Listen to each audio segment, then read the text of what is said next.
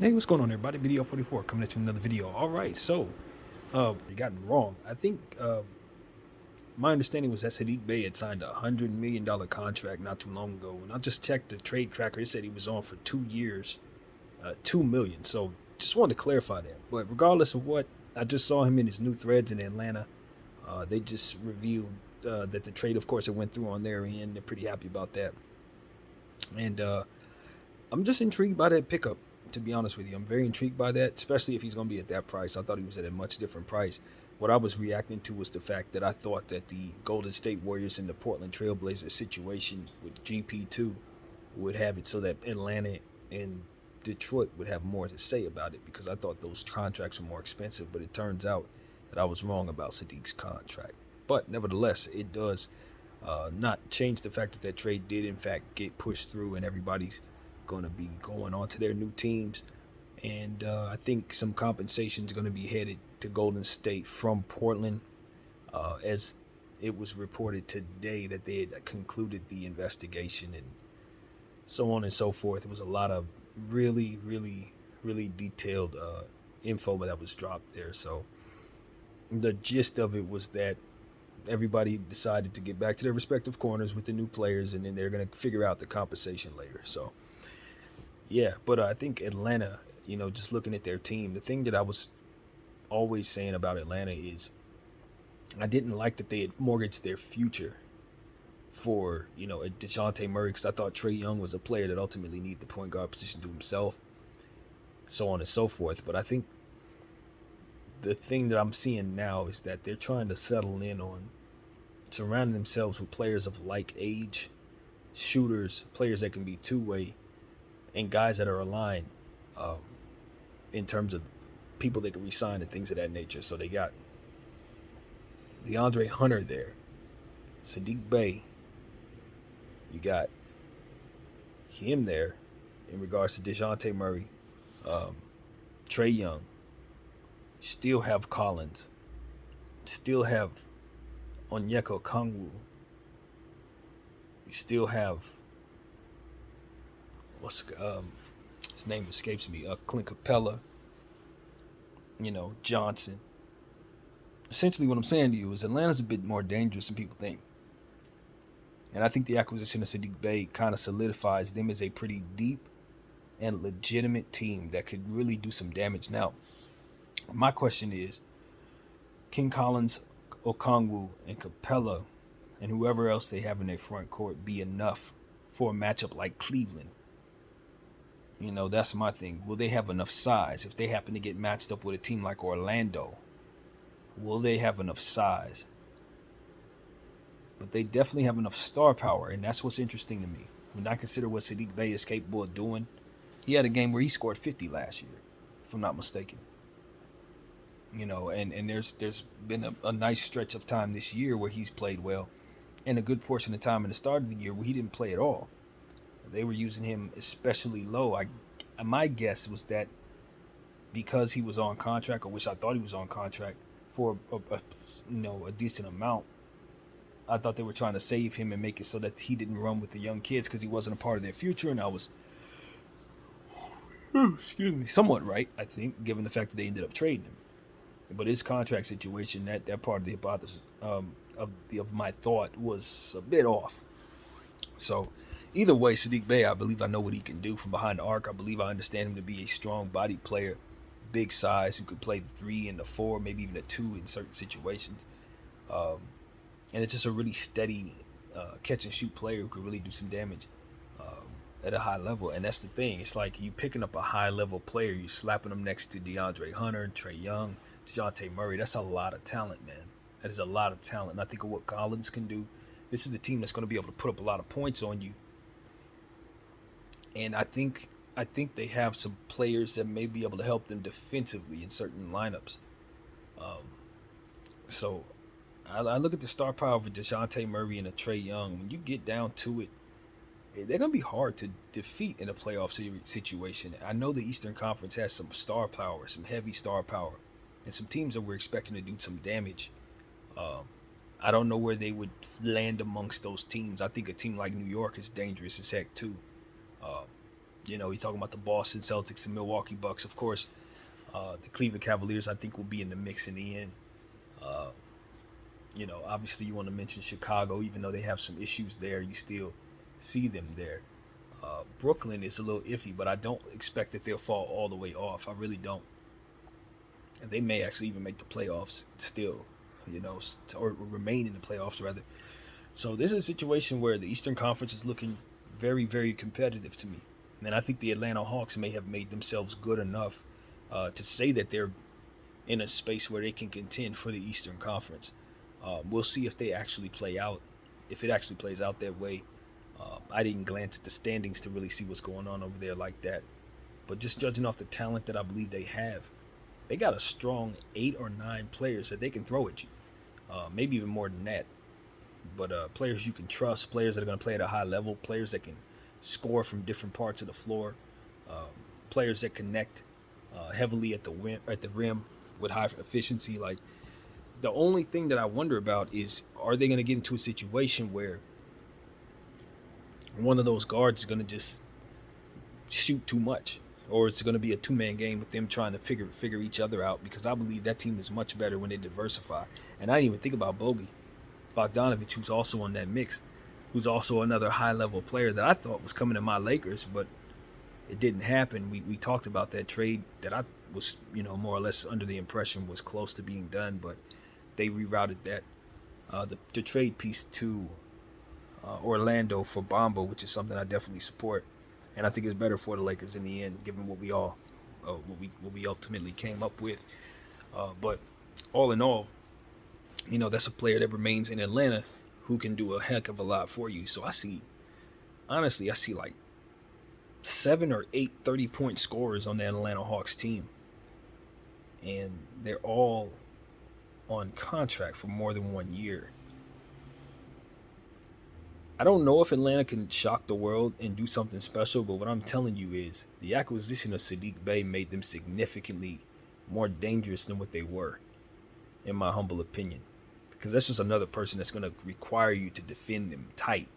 When you consider Trae Young and DeJounte Murray, they're high-level assist players. They're going to get heavy assists. That's another player they can get 5 or 6 assists off on. So that means more quality possessions for the Atlanta Hawks. I think that sometimes all it takes is 1 or 2 moves to turn a team from being really good to a downright contender. And depending on what else is behind that bench, I don't really think they need to rely on anyone else other than the people I named. I think it's about 9 or 10 people that are really, really, really good, man. And so I don't know if anybody sees the Hawks coming, but I do. I see them coming, man. They're serious. They're very serious. And it's just about whether or not they could put it all together. Obviously, they're going to have some tough matchups. Philadelphia was a team I didn't mention. Toronto as well. But I just don't think Toronto is that great. I know they didn't make the trade, so the talent remains. They got Pirtle, so it should make them a lot better in the paint. And when you can couple that with Boucher, maybe that's another thing. Because you should consider one of the biggest issues Toronto had last year was they could not match up with Joel Embiid worth a dang. I'm not saying Jakob Pertl allows him to do that, but he's definitely someone that they can throw at him without having removed anyone from the lineup. So, my mind is you can add, if you're adding Jakob Pertl to the Toronto team from last year, I like their chances a lot better going up against Philadelphia. So that's my thing. I don't think they've changed much. Obviously, they're going into this offseason with some situations where they may have to have some people walk. But I don't think you should rule out those old champs, man. They got some players over there in Toronto that can do a lot of damage. And if you're gonna scheme against them in a 7-game series, they're gonna be a little something to deal with. I don't know if they're as deep as Atlanta or deep as some of these other teams, and that might be their Achilles heel. I just don't know that they have the depth. But adding Jakob to that team in Toronto is very curious to me. But there's some teams, I'm telling you, I know the Boston Celtics are the cream of the crop, probably in the entire league. But I don't know if they're going to stay up there for the next 30 games of the season. I would not be surprised if they take a step, not too many steps down, but maybe fall to second place or third place. Because I just think that you have some changes in the Eastern Conference that could be reflected. in some of these trades that we've seen. They could bring the team into a place uh, where they're gonna have to deal with more of a strong field than what they dealt with in the first half of the season. I think the same thing for obviously the Western Conference. That kind of goes without saying. Teams like Denver, um, they're dealing with something else now. A team like Memphis, having all them losses that they took on before the trade deadline, I think that's gonna hurt them. That's gonna hurt them bad because now a lot of the teams that they were beating have gotten better. So it's a lot to consider, man. But all in all, with the focus on the Eastern Conference, I just don't want anybody to think that the Atlanta Hawks are just the same team that they were before the trade deadline. You make a trade like this and bring in a player like that, coupled with everything that they already have, and they didn't lose anything significant. That's serious, man. That's serious. Sometimes it's the trades you don't make that are ultimately the ones you shouldn't. And while they're going to probably lose some people, because I don't know that Atlanta can keep everybody that they have, they can make a strong push for it if they stay healthy at the end of this, throughout the end of this season. They can make a strong push toward the playoffs, in my opinion, just from by what they have on paper. If they utilize it properly, they have enough to do something to upset some people that they probably have no business upsetting. That kind of thing. I just know better. You're talking about DeJounte Murray and Trae Young. They can hurt you. And now they have more talent. It's the same thing I said about Portland in the West. And you give Dame Lillard just a good enough surrounding set of pieces that can be athletic and take pressure off of him and allow him to have breathers and allow him an opportunity to heal a little better. You give him a team like that, and I will not be surprised if he gets a championship. I will not be surprised if he's the one hoisting the ring, if not this year or next year, because it's just one of those things where it's like he doesn't really need a whole lot, and he's used to working with a lot less.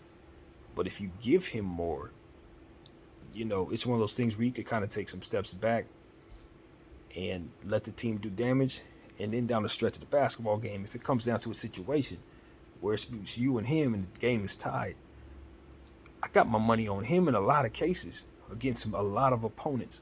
And when I look at the Golden State Warriors, who look like they're going to be in trouble this year, it just doesn't look like a Golden State year to me. You can kind of get a sense of these type of things. Now the trade deadline is passed and they didn't make certain deals, they're not really going to get it this year. I'm telling y'all, I know it. They're not getting it. It's just not a Golden State year. But, it's one of those things where, like, you look at Phoenix, it's like, okay, there's some things to consider now in Phoenix. Because after the trade, the question was, can they get the bench? Well, when I look at that bench, I say, there are certain players back there that I'd rather not play, but there are also some players on this team that I think people don't think can play that can, like Londale, for example. Now, when you bring in a guy like Terrence Ross, now you got a piece that's strong. Then you have to remember Josh Okogie's there, who's starting to fully develop in Phoenix after having some good years in Minnesota and I think somewhere else as well. In Phoenix, he's been balling out. His offensive game is starting to come around, and his defensive game is always great. So my thing is, if they can get him on the floor a good portion of the time, have Terrence Ross be healthy and running around really good in the system. I like Lee. He already has a championship with the Golden State Warriors. Now I see a bench unit that I like. Wainwright is questionable. I'm not really sure about that dude. He has huge shoulders, though, so he's a big body. If nothing else, you don't want to be running into him. And so, like, these are the type of guys, like, is he going to be able to do it? You know what I mean? If they call his number, is he going to show up big in a finals game or in a playoff game? Or is he going to be a liability for the team and ultimately be the reason why they have to play KD more or have to play Devin Booker more, these type of things? Do they have the defenders? That's why I think Terrence Ross was so important, because my understanding is that he can play a little defense. Now, if I'm wrong about that, then forgive me, but that is my understanding. And then a guy like Darius Baisley, of whom I think is going to have a nice role with this team, although I didn't think about Okogie when considering his position on the squad. I look at the team and I say depth, length. That's what they need since they're letting go of Bridges, letting go of Johnson. They need a Baisley. They need Terrence Ross, and they need these guys to be able to do the things that they do naturally. So that's what I like. I'm looking at Phoenix. I'm saying, okay, I know they have a couple players that they have in the background that's still there that can help KD, that he's gonna find out he can trust.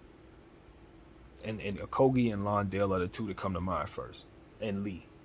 Those three players, like, he could trust them. He gonna find out he's gonna like that bench. And then I think about, can they get what's his name, Cameron, not Cameron Payne, but Payne, the other one, the point guard. Can they get him back playing at a nice level? Because that can make a massive difference if he's balling. So you look up and you say, you know what, Phoenix has more than I gave them credit for after they gutted their team of the players that they did. They have more, and so I see an opportunity to where if they can just have those players play well, KD and DB will bring them home. So that's kind of where I'm at. It's like my issue is just going to be depth with them. That starting lineup, you can't do nothing with DB and KD. They're gonna be probably the highest efficiency shooting team in the league. I mean, and you consider that Ayton is down there running around, so yeah, they are probably the favorites in the West if they can find some continuity on that bench, and that's gonna be the key. Because if they can't find continuity on that bench, it's gonna be teams like the Lakers. It's gonna be us that knocks them off. Honestly, it's gonna be us because we ain't gonna have that problem, in my humble opinion, if we stay healthy. And of course, everything's healthy with the Lakers. You can't hang your hat on our team for that reason. I look at Memphis and I just say they're going through growing pains and they didn't make no changes. I just don't know about that. Granted, you don't want to give up on a young team when they're going through growing pains. That's not necessarily two things that correlate. But what I'm saying is when the team is struggling like Memphis was, losing like 10 in a row, and you have a guy like Ja Morant, who, even though he's a fantastic player, there's two things about Ja Morant I'm starting to understand. One of them is he doesn't play defense very well. The other one is he actually is low-key kind of injury prone. Nobody talks about it, but he be missing games. He be missing some big ones too. And so it's like, I like Ty Jones on the bench. You guys know I don't have a problem with the Memphis bench at all. I like pretty much everything they got. But I just think that there were some things they could have done to retweak their situation, especially since Steven Adams went down with an injury, and he takes up so much of that cap. I like Steven Adams a lot, and he's aligned with the age on everybody, on the team. But I just wonder if he should be eating up so much of the cap for what it is that they're trying to accomplish. He might have been somebody I would have been trying to move at the deadline. I know, and he's somebody I also like a lot. But it's just one of those situations where it's like, I don't know if his piece, if he really does it for me at the price that he's making. I think he's like a 20-something, 23 mil or something like that. I don't know, man. For Memphis, I just think they can do it, go in a different direction, shave that off, and then even power their team a bit more, with more strength around the wing and the perimeter. Because one of the things they were complaining about is that they didn't have size. And I'm sitting there, I'm like, you got a guy, it's a center position, who's making all that money, and you complain about size. That's the problem right there. You need to turn him into three different people. So that was my thing with Memphis. I just felt like, it's kind of tough, obviously. If a guy's injured and he's making a lot of money, clearly he's hard to move. But I just don't think that Memphis, at the end of the day, I don't believe they're going to hoist the trophy at the end of this season. I just don't. Even though they have a very strong team, I look at Desmond Bane, who's going to be a much better player in the second half of the season than he was at the first because he was injured. But I don't know. When you see the field get stronger and the field is thinking about you, if you don't adjust, they're going to bring what it is that they've built to beat you to you. And either you're going to adjust then or not. I think the adjustment comes with the roster when you realize that's been done. So I don't know. I don't know if Memphis sees it that way. I don't know what their financial situation is or whatever with the team, but I just felt like they were going after a player like OG Anunoby. I heard they were going to give up 3 first-round picks for him, and Toronto just turned that down. I don't know if I'm Toronto. I don't take that deal. And the reason why is because OG Anunoby has had some real injury issues himself. And given the fact that they do have the financial issues that they had, and they didn't give up on anybody, it just seems to me that Toronto probably should have taken those 3 first-rounders. And they would have had a lot more flexibility in the offseason. I like OG Anunoby as much to pay him, though. Just the same, if they wanted to give him what his value is, I think that's good. He's a player that they drafted. He's a hell of a two-way player. Probably one of the best two-way players in basketball.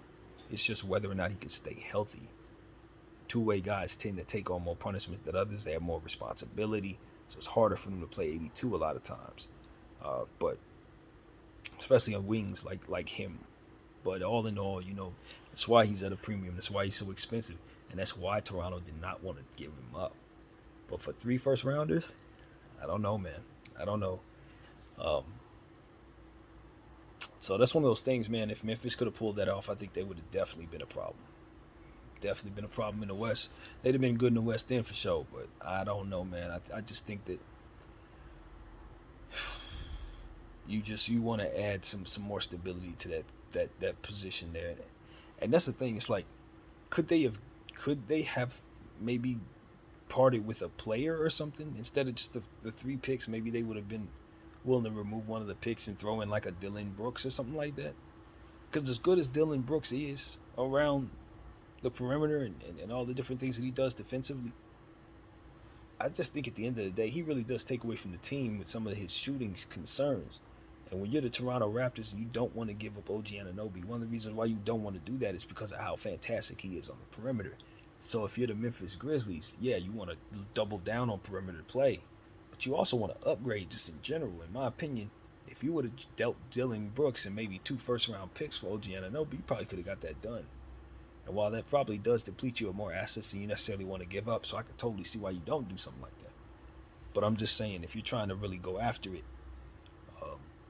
there are ways to make that deal make much more sense for you if it's more is added to it. So that's where my head is, just teams not necessarily going all in, but kind of want to say they're going for it. You know what I mean? It's like it's tough, man. It's tough. You roll the dice when you know you don't go all in, but you're telling your team that they better go win. So I see some teams doing that. And it is what it is. It's how you maintain health and balance with your franchise. You just got to kind of not go all in so you have something left over for next year and what have you. So I get it. But, with Phoenix forming what they're forming and players starting to flee over there in the buyout market, you can just tell that if they find some type of continuity, their starting lineup is going to be a hell of a out in a 7-game series. Hell of a out. And speaking of a hell of a out, I'm looking at that Dallas team, and they look great too, man. And the reason why I think they're starting to look great is because they're starting to find more from the players that they've drafted. Hardy and Green particularly popping at the same time. That is very important for the Dallas Mavericks. And the fact that they brought in another point guard, Kyrie Irving, means that there's going to be more opportunities for those guys to get looks. Because one of the problems that Dallas has had is that they're too Luka-eccentric. And so Atlanta and both Dallas have remedied that by bringing in secondary ball handlers. And I think it should, in theory, make for more cohesive basketball play with the others. Because DeJounte is going to get everybody else involved. That Trey would get involved too, because he has, of course, the ability to make assists, but he tends to shoot like crazy. And the same thing exactly over there in Dallas with Kyrie Irving. He's supposed to come in and kind of provide more continuity, secondary shot making, and just an overall another look for the Dallas Mavericks that can kind of take the defense away from simply, applying itself to Luka. And Jalen Brunson took care of that last year very well, which is why they got to the Western Conference Finals. And I think it's a recipe for success for them. Now, the question is can they get Christian Wood healthy? They didn't trade him at the trade deadline. They probably should have been considering that.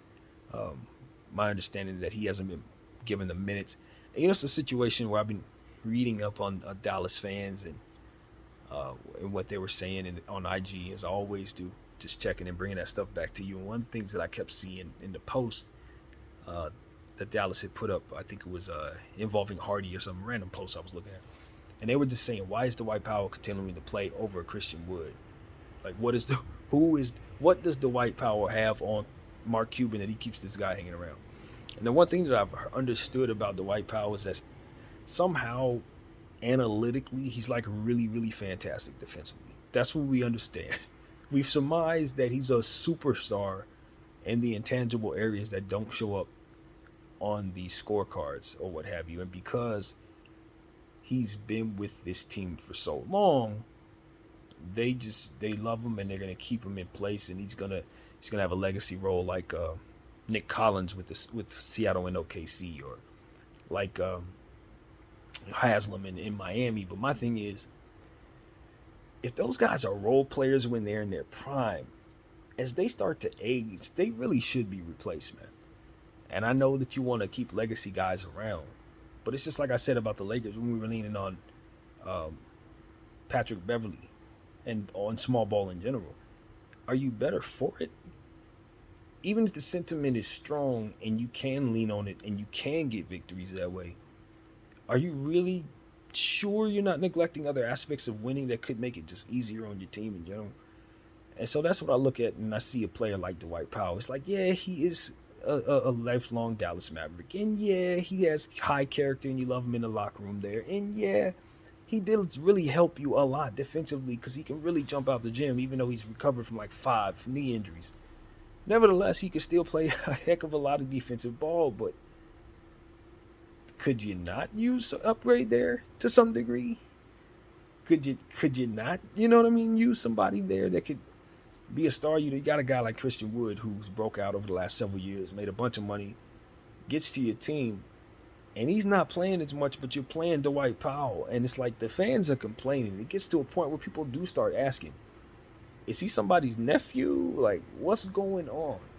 Why is it that a guy who's an obvious role player, whose numbers do not show up in the stats, get to stay on the team for 12 years and have a big time role when you ain't winning no kind of championships in that process? Now, granted, he has been a champion, so I gotta reel that back. He's been with Dallas for 100 years, so he's probably a 2-time champion.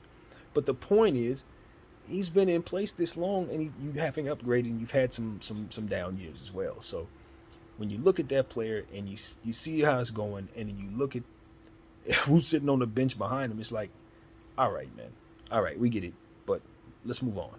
That's exactly what it is. So I'm just reporting what Dallas fans are saying. I'm a Laker fan. I don't have any skin in the game. I could care less. Y'all can run Dwight Powell against Anthony Davis all you want, but at the end of the day, if the object of the game is to get better and have tradable pieces, that's kind of a deterrent too when you have guys like that. It is. And nobody's going to say anything because everybody loves guys like that. But at the end of the day, if you ain't going to ball out, they got to push on, man. Let's just be honest. And so that's what we talk about here. That's one of the biggest things. It's like we can be really, really considerate to one guy, and you will be inconsiderate to 12 others just the same. That's how that goes. And that's why I wanted those two teams to get away from being so Luka Trey eccentric, because they were letting other guys not develop properly on these respective teams. And as a result, they didn't have a whole lot of talent. And it wasn't that they didn't have a whole lot of talent, they just weren't developing them. So I think those two teams getting that secondary ball handler at an all-star high level could vault them into a position where they're trying to go. We could see that with Kyrie Irving being so efficient and definitely stepping into being a Dallas Maverick with as if he had been there the whole time. The fans are loving him already. It's a love fest, man. It ain't been but 3 days, and it's a love fest, just like the Lakers and our trade guys. Things are going well in the West. Things are going well. The West started off weak, but I tell you, Dallas looks like they have a piece that they would be wise to keep. I know that they're talking about, we don't want to pay Kyrie, all this, that, and the third. But at the end of the season, if he keeps on doing what he's doing right now, you probably want him at age 32, 33, 34, and 35. You probably do. If you're the Dallas Mavericks, especially if you're trying to keep Luka, don't let him fall in love with having a piece like that, and then you let the second piece like that walk out the door. It's like you already let Brunson go. Now you're going to let Ree go? I don't think Luka's going to be happy with that. Don't have him fall in love with playing with Ree and then you lose him. I'll tell you that right now. It's not going to work out. So that's one of the things I'm thinking about, man. The NBA has provided us so much of this trade deadline. I'm curious to see how the Clippers are going to look with Bones Highland. And if Russell Westbrook is, in fact, going to go to Chicago, or if he does find somewhere else that he thinks he can actually win with. But I think most of these teams that want to win are probably going to stay away, man. So I'll tell you right now, that's kind of how I look at it. But you guys have heard enough of that. I ain't going to keep on piling on. It gets to a point where it's like everybody's piling on for the wrong reasons. I'm just acknowledging a really important basketball player who should be moving the needle with championship intentions, but because of it, of his reputation and all of this stuff, it looks like he's going to have to go to a team that probably don't have a chance to win a championship, and that don't make no sense to me at his level. That don't make no sense to me. And it's one of the reasons why I wanted him to make some changes in the Laker uniform so that this would not be the atmosphere from which he ended up being a free agent in the buyout market. But it is. It really is. It's like, damn it, you know that piece could help you win a championship if he doesn't have the trait that ultimately will hurt you with just the same. A team like the Celtics should want him on their bench. A team like the Denver Nuggets should want him. Phoenix, they should want him, but they're not gonna go get him, and it's gonna be because of the traits that he's displayed with the Lakers that had nothing to do with the peanut gallery, but had to do with things he within his control that he chose against what was better for the situation. So those are the moments that I know hurt him. I know those moments hurt him, And now he'll have an opportunity to sign with a team, but a guy at that level, it's not in my mind. I'm gonna tell you this. It's not a mistake not picking him up because I truly believe he's really gonna do those things. But for what it is he could bring to your team, if you know how to manage him better than the rest of us did, he can be the difference between having enough to blow teams out and not. Because if it comes down to it, you want to have the lead. You don't even want to play in a close game. And if he's doing all that he does throughout the meat and potatoes of the second and third quarter, you can have a good chance of having him run the score up. You sit him down, and then your superstars keep the thing going. And you won the game. But it's like, if he's down there for the stretch of the game, the last 3 minutes of the game, he's going to throw the ball away. He's going to shoot the ball in the way that he shouldn't. It's going to brick. 2 out of 10 games, he might hit a good shot. He gonna do some good things, got a clutch 2 out of 10 games, but 8 out of 10 games, it's gonna be a situation where you're gonna have to get him out of there. You have to get him out of there before he explodes. And so that's what we learned. 2 years of play, a year and a half of watching him religiously. He was always the best player off the bench. It wasn't even a question about that. His talent would take you there. His energy would take you there. His speed would take you there. But then it was like, okay, he's gonna take it upon himself because he's so good at all that. It's like, okay, it's not about anything else other than because I'm this good, now I'm good at everything else. It's like, you don't want to necessarily have him down the stretch of basketball games trying to make decisions and stuff like that. That's not his wheelhouse. So it's tricky, man. It's tricky, but if you have a fantastic coach in a good situation, you want what it is that he does, and you want to get the most out of him. That's what it is. Can you extract the most out of him without allowing yourself to feel none of the bad? And honestly, I don't think he allows you to. That's the problem. When you try to manage him that way, it's a problem. He ain't gonna let it happen. So that's when he gets in his own way and he gets in the team's way. And that's what he displayed, unfortunately for me, to see too often. Too often for me to be like, yep, you gotta go get him. It's too much of that. To where he was doing stuff that I say, you know what, bro? We cannot possibly be successful if he takes this shot. And then that's the shot he takes. It's like, yeah, it is.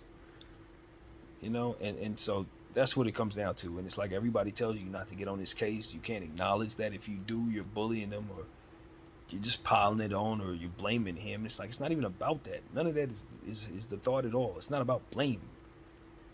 It's about winning. And in order to win with Russell Westbrook, and this is what I have come to understand, you just have to remove him on time. You know what I mean? It's just like anything else. You pull the grenades pin and then you throw that thing. If you're holding it for too long, boom, boom. You know what I mean? You got to get rid of it. And that's what it is with him. It's like, all right, get as much as you can, just pull it away. But if you pull it away at the wrong time, you missed out. Because that was the 2 out of 10, and that was the night he would have won the game for you. So it's like, oh my God, when do we choose to play him? When? It just became impossible, man. So I know he's supposed to be going up there with Billy Donovan. You know what I mean? Maybe it works out in Chicago. It certainly worked out in OKC. But I just don't know. I really don't know. I have no idea. Other than to say, he did some good things for the Lakers, man. He was competitive. But my goodness, because he's so important of a piece, you're living and dying with him, whether you like it or not. He gonna make sure of it. So Yeah, man, that was yet another Russell Westbrook conversation. I don't think that yeah I have these words for any other reason than I paid so much attention to this team, man. He paid so much attention to this team, and you know that piece is important. He's one of the most intriguing pieces in the NBA for the very reason I said. But it's one of those things where it's like you're leaving a lot of production on the board, which is why this is so relevant. Because when you don't pick him up, you do understand you're leaving a lot of production out there. That's the key to understand. But that same production will destroy you if you leave it out there too long. So it's a roll of the dice, man. It's a roll of the dice. It's a roll of the dice. And if he ever puts it together, it isn't a roll of the dice. But this is where we are right now. He has yet to put it together. He just has yet to do that. So hopefully he does in the next situation, man. Hopefully he does. I'm not rooting against Russell at all. Not at all. And I'm hopeful that he's done enough to get him another opportunity at another situation with another fan base. But they're gonna learn to live with what we lived with. They're gonna learn. They're gonna learn, man. They're gonna learn. So that's what I have to say about that, man. I just wanted to give you guys a nice long NBA chat because I had a lot of stuff on my mind and still do. There's more. There's a lot more, honestly. When I consider the teams that are out there doing all kinds of stuff, man. Minnesota is intriguing to me too, because I think they're teetering in a space where the Mike Conley experiment could go really, really well, and he could be exactly what they need him to be. Or it could be a situation where he goes up there and struggles, and their team falls off a cliff. My thing was they should have traded Karl-Anthony Towns at the deadline, and even though he's considered injured, I would say that if you wanted to move a piece that big, I'm pretty sure you can get around it. I think they should have, man. I think they need to get out of their financial situation and continue to try to find talent in middle classes. Just like we talk about the middle class with the Lakers, and we've heard about, others mentioning the middle class in regards to having role players that are really good but not superstars or surrounding your superstars. I think Minnesota's outside of that right now. They're outside of that with Karl Towns, Anthony Edwards, and Rudy Gobert's monstrous, ridiculous contract that they gave away everything for. It's one of those things where it's like now you're in that space that the Lakers have been trying to get out of. Now you're in that space that Atlanta does not want to be in, which is why they've done certain things, including bringing in Saddiq Bey. This is exactly why. Because you do not want to find yourself in a situation where you're leaning on players you got no business leaning on because the players on contract eat up too much of your cap for it to make any sense for you. And so they took real good talent, in my humble opinion, in D'Angelo Russell. And instead of keeping him or paying him, which I don't blame him, he wasn't the right piece, they turned him into another piece that wasn't as good in Mike Conley, in my humble opinion, who does different things, who probably fit them, but ain't as good. So you're depleting yourself of value as you continue to do this. And Mike Conley's contract is not only, Conley's not a better player, and he's on a contract that you should not desire less. You see what I'm saying? You should desire that contract less than D'Angelo's expiring 31, in my humble opinion. But for them, because they need the piece, or so they think, they'll take on the worst contract and the lesser player. So it's like, no, stop doing this, Minnesota. You're doing it all wrong, Sam. You've done this with Rudy Gobert. We said this about Kessler, the rookie that the Utah Jazz have from Minnesota. Look how good he is, man. Look how good Kessler is. And it's exactly what I said was going to happen to the to the Minnesota Timberwolves when they made a trade. I'm like, bro, Kessler going to be just as good as Rudy Gobert, and he's a throw-in in the trade. I didn't think he would be this good this soon, though. Kessler's one of the Rookie of the Year candidates, man. He's probably got to be top 5. It's like, are we serious, Minnesota? You really gave away all that for a guy at Rudy Gobert who one could argue is just past his prime. And if he's in his prime, the game has kind of passed him up.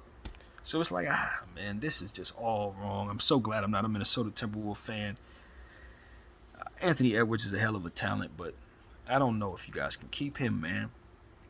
Not the way y'all doing stuff. If he got any sense, he'll know there's better opportunities for him to win, man, in other places. He ain't got to sit in the cold with them two players that y'all done paid all that money to that can't can't really get him home. So I don't know, man. I don't like anything that they've done there. Honestly, I don't like any of it, and I don't know how it's going to reflect in the standings. I think the pieces fit, but it ain't good enough to win a championship. And I don't think they can retrade any of those pieces for what it is that they gave them up for. So the best thing in my mind was turn Karl Anthony Towns into a huge piece of a huge asset class, a bunch of picks, some real nice players. You know, something like that. Trade him back to Utah for all the picks you gave up for Rudy Gobert. You know, all that. That's what I want them to do, because at the end of the day, if they don't do that, they're going to suck for a long time, and they're not going to be good enough in the short term to make any of it make sense. So that's why I would have traded Karl Towns at the deadline. But maybe they can get more from him next offseason. Maybe they don't trade him at all and they just sit here and let this thing play itself out. But I'm telling you, once Anthony Edwards comes around, seeing free agency and them other teams start courting him, he's on the first thing smoking to the Clippers or the Lakers or somewhere like that. You watch. Because it ain't no reason to stay in the cold up there. He ain't from there. He from Atlanta. There ain't no reason to stay. Or Georgia, rather. I'm not sure if he's from ATL. But he from Georgia. It ain't no reason for him to sit up there in Minnesota in the cold while they make bad roster decisions. It just ain't. So that's what I see coming there. Anyway, that's what I have to say, man. Thank you guys for listening to my NBA chat for this evening. My name is BDL44. Thank you all for watching.